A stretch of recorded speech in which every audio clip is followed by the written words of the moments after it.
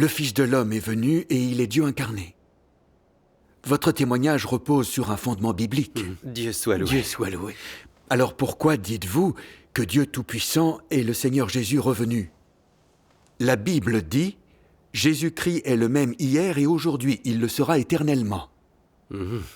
Si le Seigneur est revenu, il devrait toujours être appelé Jésus. Pourquoi changerait-il son nom pour celui de Dieu Tout-Puissant? Oui. La Bible dit « Jésus-Christ est le même hier, aujourd'hui et éternellement ». Cela fait référence au tempérament et à l'essence immuable de Dieu. Cela ne signifie pas que son nom ne changera pas. C'est juste. À l'ère de la loi, Dieu était appelé l'Éternel. À l'ère de la grâce, le nom de Dieu est devenu Jésus. N'est-ce pas le nom de Dieu qui change? L'apparition et l'œuvre du Seigneur Jésus n'était-elle pas l'apparition et l'œuvre de l'Éternel? Le Seigneur Jésus et l'Éternel ne faisaient pas qu'un. On peut donc voir que le nom de Dieu peut changer à chaque ère. Mais l'essence et le tempérament de Dieu ne changent pas. Dans les derniers jours, Dieu Tout-Puissant est apparu pour œuvrer, le nom de Dieu a changé. Mais d'après les vérités qu'il a exprimées, son tempérament et son essence sont les mêmes. Qu'on l'appelle l'Éternel, Jésus ou Dieu Tout-Puissant, Dieu est un seul Dieu et l'Esprit est un seul Esprit. C'est ainsi que ce verset « Jésus-Christ est le même hier, aujourd'hui et éternellement » devrait être compris par tous. Ce que vous dites n'est pas faux. Oui. Y a-t-il une base biblique pour que Dieu soit appelé Dieu Tout-Puissant dans les derniers jours? Bien sûr que oui. La Bible a prophétisé il y a longtemps que Dieu prendrait un nouveau nom dans les derniers jours. Comme c'est indiqué dans Ésaïe 62:2, « Alors les nations verront ton salut, et tous les rois ta gloire.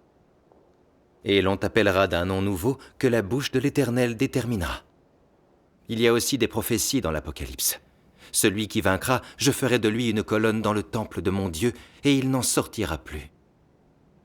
J'écrirai sur lui le nom de mon Dieu et le nom de la ville de mon Dieu, et mon nom nouveau. Je suis l'alpha et l'oméga, celui qui est, qui était et qui vient, le Tout-Puissant. » Amen. Toutes ces prophéties nous disent que Dieu aura un nouveau nom lorsqu'il reviendra, le Tout-Puissant. C'est Dieu Tout-Puissant. Amen.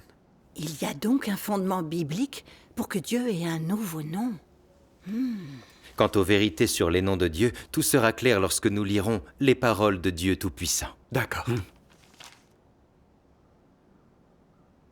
Dans chaque ère et à chaque étape de l'œuvre, mon nom n'est jamais sans un fondement, mais a une signification représentative. Chacun de mes noms représente une ère. L'Éternel représente l'ère de la loi et est le titre honorifique par lequel le peuple d'Israël appelait le Dieu qu'il vénérait.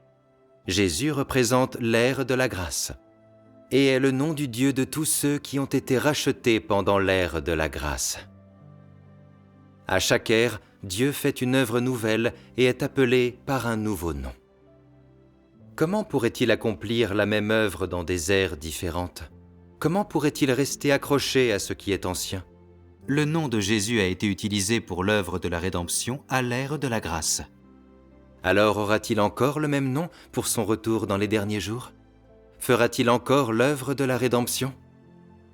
Pourquoi l'Éternel et Jésus sont-ils un, alors qu'ils ont des noms différents dans différentes ères? N'est-ce pas parce que les ères de leur œuvre sont différentes? Un seul nom pourrait-il représenter Dieu dans sa totalité? Donc, Dieu doit avoir un nom différent pour une ère différente, et il doit utiliser ce nom pour changer et représenter l'ère. Car aucun nom unique ne peut représenter pleinement Dieu lui-même. Et chaque nom ne peut que représenter l'aspect temporel de son tempérament à une ère donnée. Tout ce qu'il doit faire, c'est de représenter son œuvre. Par conséquent, Dieu peut choisir le nom qui convient à son tempérament pour représenter l'ensemble de l'ère. Amen. J'étais autrefois connu comme l'Éternel. J'ai aussi été appelé le Messie, et les gens m'ont déjà appelé Jésus le Sauveur avec amour et estime.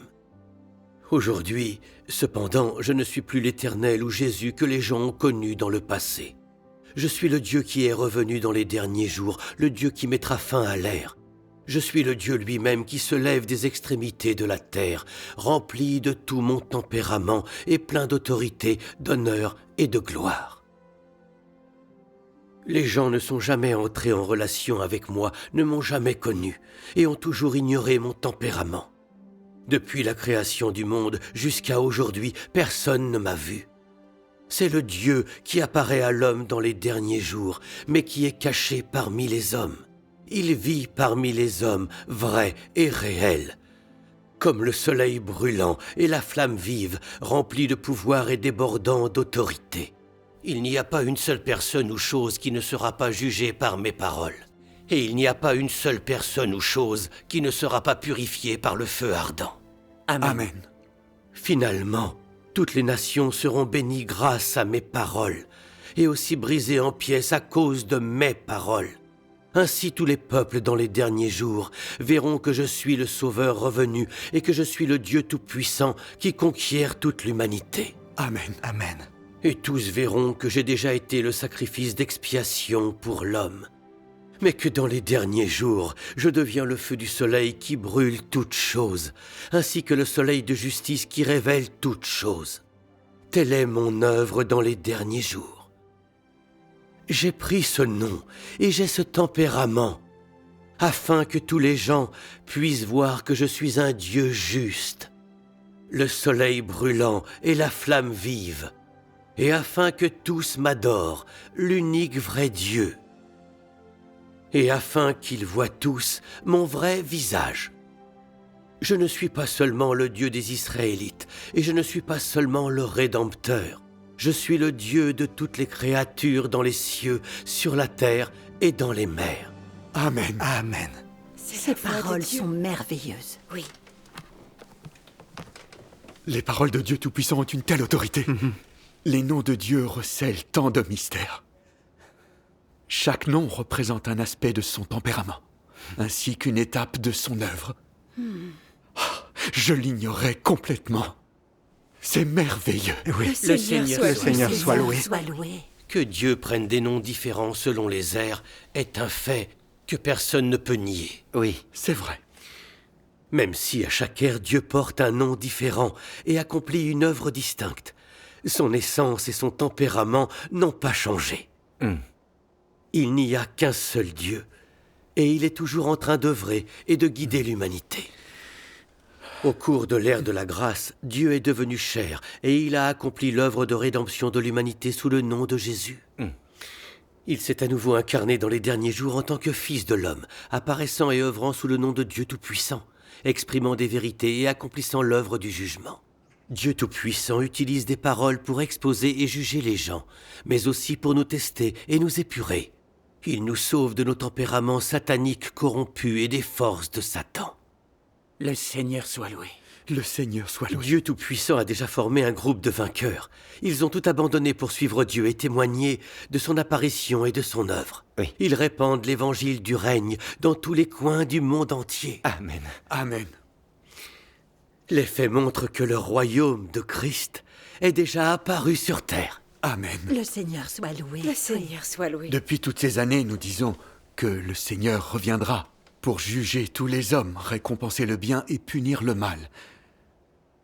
Vous dites que Dieu Tout-Puissant exprime des vérités et fait l'œuvre du jugement. Il semble que les prophéties du Seigneur se soient accomplies. Cela devrait être juste. Oui, C'est vrai. Cela Dieu doit soit être loué. vrai.